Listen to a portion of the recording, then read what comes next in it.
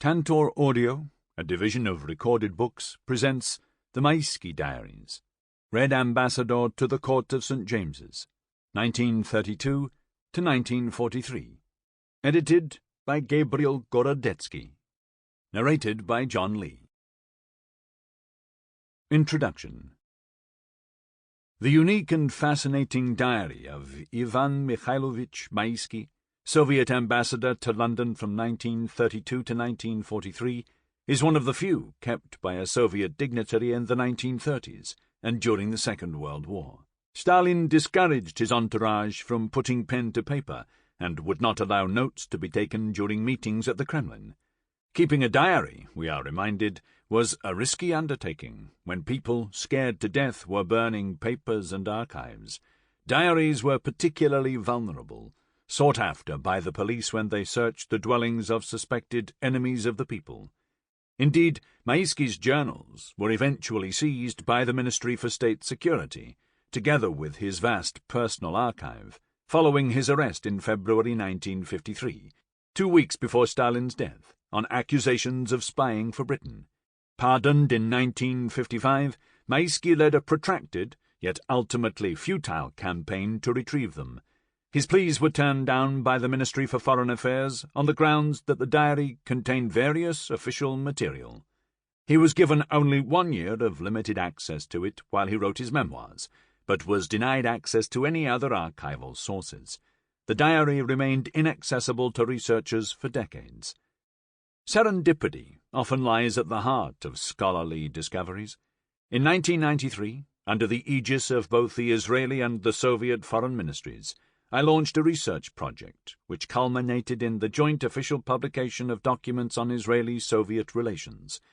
It is hard to describe my excitement when, while seeking information on Maisky's involvement in the Soviet decision to support the partition plan for Palestine in 1947, the archivist at the Russian Foreign Ministry emerged from the stacks with Maisky's voluminous diary for the eventful year of 1941. No personal document of such breadth, value, and size had emerged from the Soviet archives to throw fresh light on the Second World War and its origins.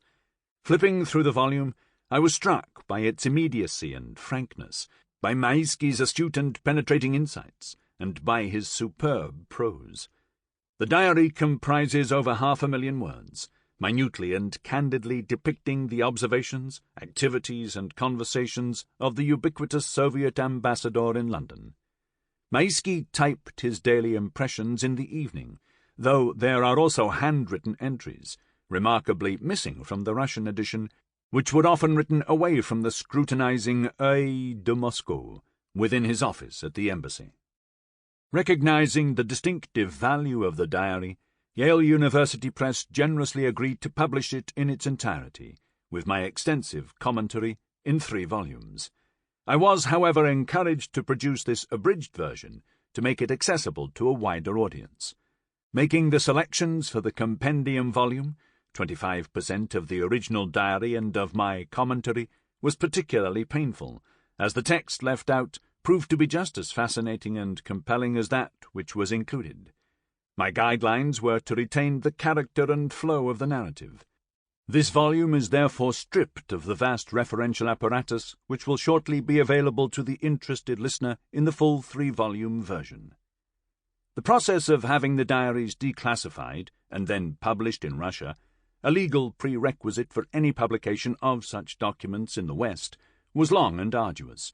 The editorial work on the Russian version was shared between the Institute of General History of the Russian Academy of Sciences, under the guidance of its director, Alexander Oganovich Chubaryan, and Vitaly Yurevich Afyani, director of the archives of the Russian Academy of Sciences, which houses Maisky's vast personal archives. I am much indebted to both for their cooperation. Their competent edition nonetheless gives the strong sense of being an official tome, and tends to uphold the traditional Russian historiography of the events leading up to the Second World War. The commentary and annotations in the present volume bear no resemblance to those in the Russian edition.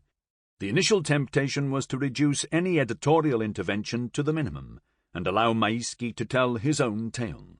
However, a detailed contextual commentary seemed indispensable, considering the repressive conditions under which Maisky kept his diary, forcing him to leave many blank spots in the otherwise rich and informative account when the storm battered the gates of his own embassy. Fearful and concerned that the diary might be confiscated and denied to future generations, Maisky in fact kept at least 3 copies of it. The commentary is therefore by no means confined to the common practice of providing the listener with the basic auxiliary tools. It involves juxtaposing Maisky's entries with the voluminous correspondence in his private archives, which I unearthed in Moscow, as well as with the telegrams he sent to the Russian Foreign Ministry. His own apologetic memoirs, written with hindsight, following his arrest, and a multitude of other archival sources. Detailed references to the sources used here will be available in the extended 3-volume edition of the diary. I was also privileged to gain access to Maisky's personal photo albums. They often convey what thousands of words failed to do. I am most grateful to Dr. Alexei D. Voskresensky, Maisky's great-nephew and heir, for allowing me to share with readers Maisky's incredibly personal and, at times, intimate gaze. Maisky's diary is not the typical Soviet diary, a vehicle to self-perfection, which was encouraged by the regime as a means of political education and transformation. It is a personal diary, which would have been classified by the Soviet authorities as inherently bourgeois, revolving as it does largely around the theme of the self, rather than being a self-critical effort to become a good communist. It is a testament to the pivotal role played by personal friendships, conflicts and rivalries in early Soviet politics, transcending controversies over policy and ideology. It confirms that Soviet society and politics cannot be appropriately described without resorting to the human factor that exposes the unknown personal bonds. While Maisky's commitment to communism is manifestly proclaimed, he is fully immersed in the tradition of diary writing among the Western bourgeois intelligentsia.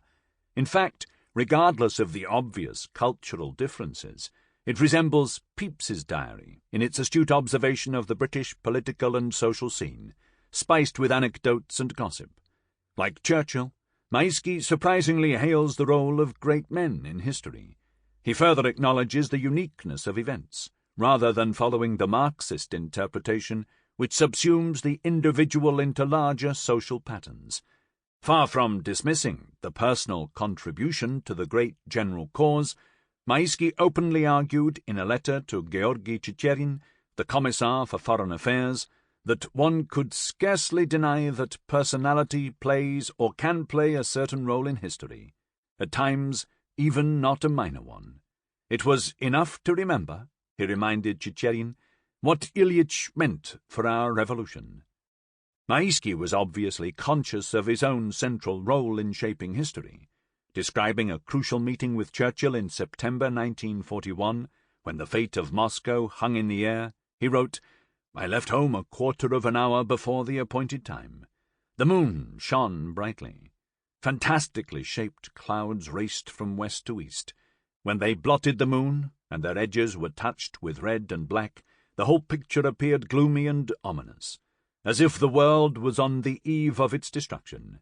I drove along the familiar streets and thought, a few more minutes, and an important, perhaps decisive, historical moment, fraught with the gravest consequences, will be upon us. Will I rise to the occasion? Do I possess sufficient strength, energy, cunning, agility, and wit to play my role with maximum success for the USSR and for all mankind?" The diary spans a dramatic and crucial epoch, and covers a vast spectrum of topics. It was manifestly written with an eye to posterity. Maisky found himself at the forefront of events, which he believed, far earlier than others, were likely to drag Europe into a world war. He dwells on the shift in Soviet foreign policy in the early 30s, and on the motives for joining the League of Nations and for adherence to collective security. It was Maisky who first alerted Moscow to the danger of appeasement. He fervently attempted to harmonize Soviet and British interests. His task, however, became increasingly difficult when Chamberlain arrived as Prime Minister in 1937, against the backdrop of the ferocious purges raging in Moscow. The voluminous Sample complete. Ready to continue?